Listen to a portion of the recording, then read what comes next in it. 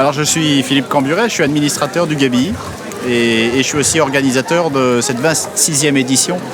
du marché bio de Vézelay. Alors c'est un marché bio, un marché de producteurs, mais c'est aussi la fête bio de Vézelay parce qu'on a associé à ce temps d'échange entre producteurs et consommateurs un temps de discussion avec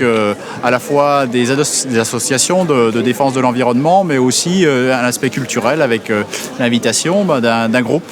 qui a joué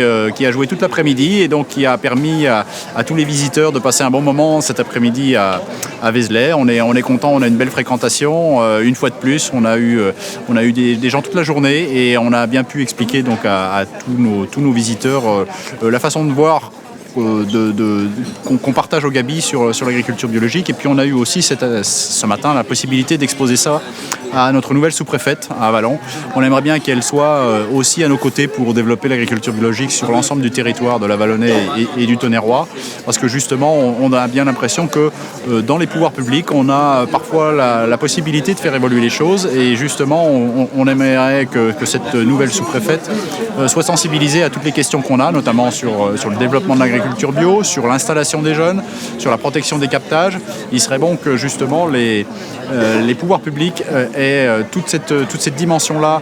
en tête quand ils ont des décisions à prendre, et on compte aussi sur leur soutien. Qu'est-ce qu'on peut souhaiter au bio dans Lyon et dans le département de la Bourgogne ? On souhaite une prospérité qui se fasse à dimension humaine, à l'échelle humaine. On sait que l'agriculture biologique connaît un changement d'échelle très très important, avec beaucoup de conversions, avec un développement de la consommation sans précédent. Mais justement, c'est ce changement qui risque d'être trop rapide. Et on sait très bien que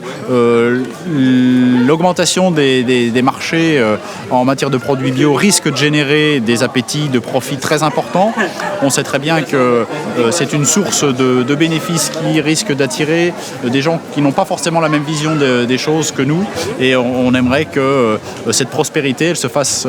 à un rythme progressif, à un rythme qui permette de garder toutes les valeurs humaines et toutes les valeurs éthiques qu'on a pu